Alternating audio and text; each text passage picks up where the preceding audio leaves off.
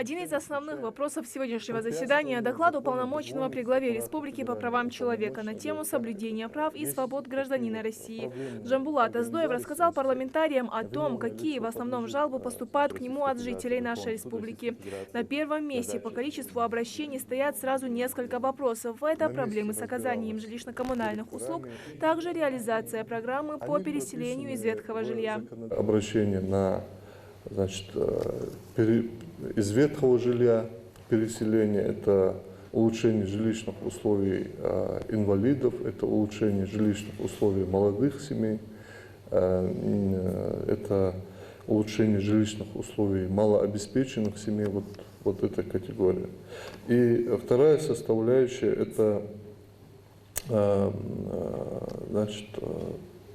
начисление, необоснованное начисление за потребление энергоресурсов.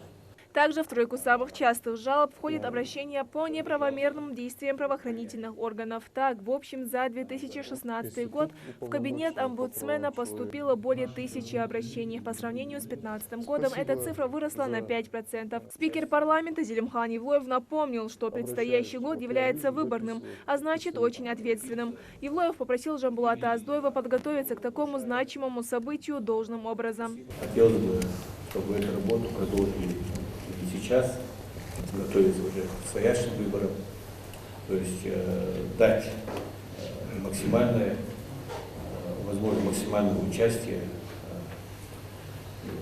не только в ходе голосования, но и за контролем самого хода голосования представителям всех сторон.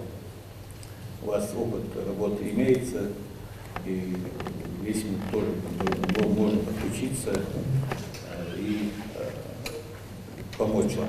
Вслед за уполномоченным с отчетным докладом выступает руководитель контрольно-счетной палаты республики, который отметил, что основные мероприятия ведомства направлены на решение актуальных проблем социально-экономического развития региона. За отчетный 2016 год контрольно-счетной палатой проведено 18 контрольных мероприятий, 4 из них проведены совместно с надзорными органами. В 2016 году объектами ревизии и проверок стали 93 учреждения и организации республики. В ходе контрольных мероприятий, как в предыдущие годы, палатой установлены такие финансовые нарушения, как использование средств с нарушением бюджетного и иного законодательства от общего, неэффективное использование средств, недопоступление средств в республиканский бюджет. Также на заседании прошло и окончательное утверждение молодежного парламента при Народном собрании. Обращаясь к молодым депутатам, Зелимхан Евлоев отметил, что у ребят большое поле работы и единственное, что от них требуется, так это активность и компетентность. Молодые парламентарии уже полны идей, каждый из них уверен, работа должна выполняться не только ради фотографий в соцсетях. Во время послания главы Юнусбек Евкуров в своей речи несколько раз подчеркнул, что молодежь республики должна непосредственно принимать участие в политической и социальной жизни своего региона. Только таким образом можно добиться полной прозрачности и доверия к властям. Молодежный парламент является тем связующим звеном, который стоит между молодежью Республики Ингушетия и органом законодательной власти, именно Народным собранием Республики Ингушетия.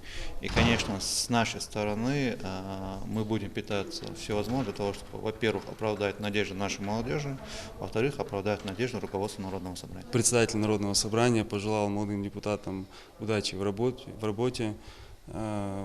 Сказал, что возлагает на них большие надежды. Также депутаты рассмотрели и законодательные инициативы, поступившие от Заксобраний других регионов России. До парламентских каникул остается совсем мало времени и много работы, которую нужно завершить. Поэтому спикер призвал коллег активизировать работу по максимуму. Индира Манкиева, Мербек Миржоев, Новости 24.